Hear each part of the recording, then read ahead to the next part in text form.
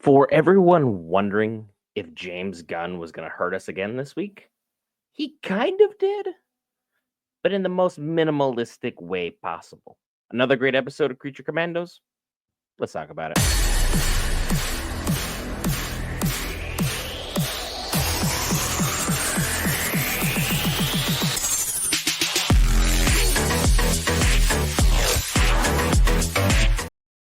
All right, guys, late Merry Christmas for me, and welcome back to another episode breakdown. This time, episode 5 of Creature Commandos, the Iron Pot. And I gotta say, James Gunn is continually just cooking in his bag.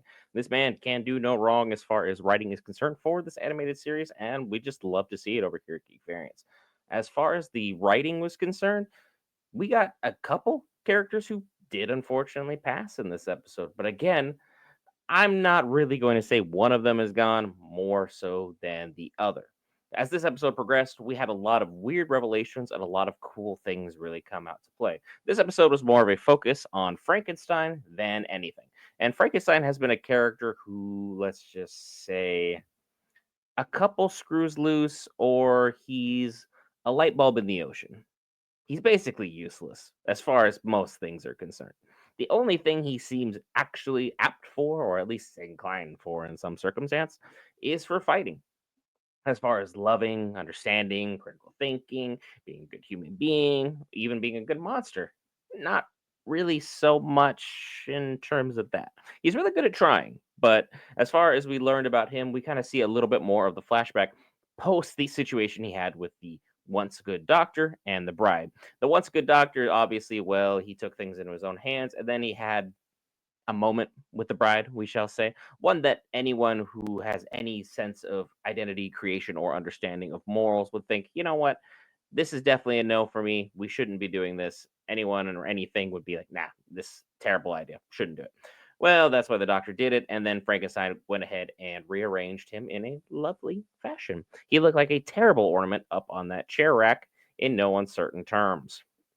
We see that ultimately Frankenstein was burned horribly and he was, really, really almost beyond saving. Ultimately, he ends up falling into the water because, well, that's the only thing that was going to save his life. He needed to cool down his body because he was cooked.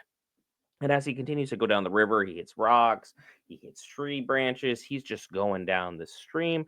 And eventually he turns up, and a dog goes ahead and smells him out and kind of fixes exactly what's going on with him. The dog, his owner, comes up and checks him out. Turns out it's some gypsy woman who is absolutely going to go ahead and take care of our boy Frankenstein. And boy, is their relationship tumultuous. But speaking of tumultuous, let's get back to what's actually happening with our creature commandos. We have Weasel, we have Dr. Phosphorus, we have the bride, we have Nina. They have landed in the lovely, lovely area by the princess, but Rick Flag's call finally gets through.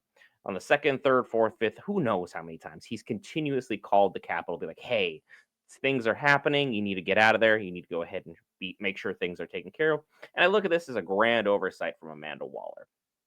Amanda Waller is someone who leaves zero stones unturned. This woman was completely unfazed by Batman appearing to her while she was completely declothed in the bathroom and handed her a towel. Not even visibly, mentally, or emotionally shaken. Woman was cool as a cucumber. You think someone who's able to kind of go through as many different projects as she has, considering she had the Suicide Squad in place, and then had to go ahead and adopt the guy's dad, bring him in, be like, look, you're going to be our new leader. Let's go ahead and make this work. Ultimately, now that guy has gone rogue within a matter of just days. Literally, he was like, I want nothing to do with this woman. I can't stand this woman. I don't want to touch this woman. I don't want to be involved with this woman. I love this woman. I need to save her. She's my everything. Man, get a hold of yourself. But again, he calls the princess, lets her know, hey, all the creature commandos that are there, they are out there to get you. Don't trust them. Don't let them in. And she, of course, then redirects her line to Alexi, everyone's favorite commander, and lets him know, hey, let's go ahead and drive detour. We're going to send a whole bunch of people en route, and we're going to go ahead and try and take care of these creature commandos. Luckily for the creature commandos at the very least, because it's kind of a mixed bag here. We're kind of rooting for our heroes, but we're not really because they're still going out and doing a terrible thing. It's that weird 50-50 bag where it's like no one's a good character, but also no one's a bad character. It's a beautiful dilemma we're kind of caught up in. We're just on this, teeter-totter, just kind of going back and forth. And everything that we've seen, we have our heroes getting absolutely jumped. As they're inside of this vehicle, they take one look at Alexei, and after several detours and after him trying to lie his way through everything, saying, "Hey, we're going to do everything we can to save the princess. We're taking a detour, we're taking a shortcut, whatever the case may be." Dr. Phosphorus says, "Hey, I've kind of had enough," and ultimately just punches a hole directly through the seat and directly through Alexei's skull, leaving this half of his jaw attached. Everything else is perfectly missing. So Dr. Phosphorus, of course, is lamenting the fact that he's like, "Hey, I had to end one of my besties. This is kind of a terrible day for me." Which, of course, the bride's freaked out, Nina's freaked out. Weasel, we don't know if our good boy has any critical thoughts going on, but seems to comprehend the situation in some terms. We're not really sure how much thinking is involved with Weasel, but that's a whole nother dilemma for a whole nother day. They're getting absolutely bombarded. They're bringing in tanks. They're bringing in helicopters. They're bringing in all the Iron Man-esque suits. Everyone's shooting like crazy. Of course, they're not Iron Man because it's a DC universe. But hey, everyone is going ahead and just popping off as much as they possibly can at the Creature Commandos. And fortunately, none of our heroes actually bite the dust in that sense over there. We turn our attention back to Flag, who was doing some reconnaissance on the professor, who was doing the research per Themyscira to kind of like ascertain exactly what Cersei was seeing and whether there's some credence to that. Come to find out that the professor is being completely replaced. She is not only no longer with us in the study. She's moved on to another world, if you will. She's been replaced by the one and only Clayface, which we all know that James Gunn has had some big plans for Clayface in this DC universe and wants to make him more of a preemptive or prominent figure pertaining to this series.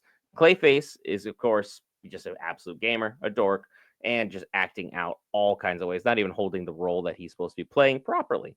And he ultimately ends up playing some Mortal Kombat on the Xbox and just kind of hanging out, having a good time as Rick Flag and Frankenstein try and go ahead and sneak on out because they need to escape because they need to find some kind of way to get to the princess to make sure everything gets fixed.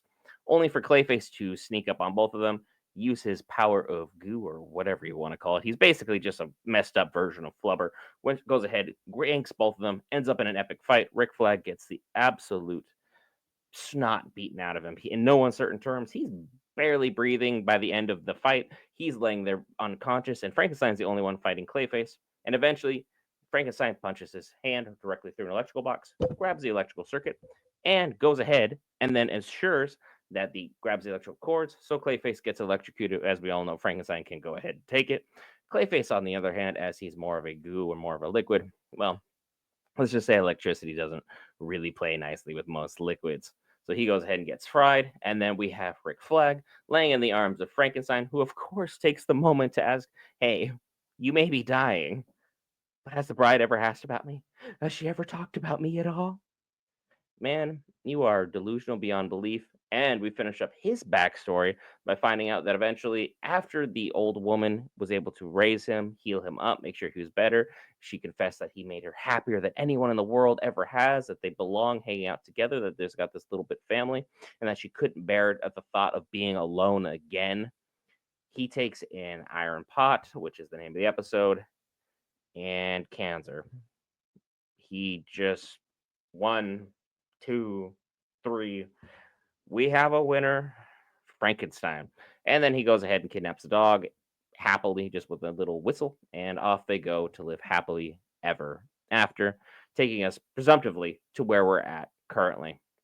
I guess not all things good can last. However, I hope this series lasts forever. I'm so happy they got already greenlit for season 2 because the way they're playing this out, every single episode is just going to be a montage of a character, so we get to know them really well, form that emotional attachment to them, and then season 2 is when things are going to absolutely hit the fan, or the very last episode of season 1 as we pertain to the DC universe. I'm Brett for Geek Variants. Be sure to hit that lovely subscribe button. It's free, greatly helps us out, and it would be mighty nice of you. I'll see you in the next one.